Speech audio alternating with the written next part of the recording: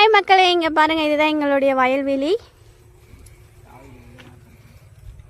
இன்றைக்கி இழந்த பழம் பறிக்க போகிறோம். பாருங்கள், நிறைய இருக்குது. உங்களுக்குலாம் இந்த பழம் பிடிக்குமான்னு தெரியல. நிறைய பழம் இருக்குது.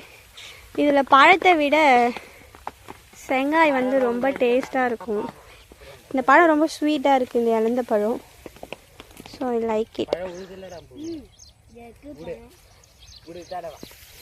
உங்களுக்கு இந்த பழம்லாம் பிடிக்கும்னா கமெண்ட் பண்ணுங்கள். நீங்கள் இந்த பழம் சாப்பிட்டதே இல்லைனாலும் சொல்லுங்கள். சாப்பிட்டவங்களுக்கு இந்த பழம் பிடிக்குனாலும் கமெண்ட் பண்ணுங்கள். உழுக்குறாங்க அந்த பழத்தை.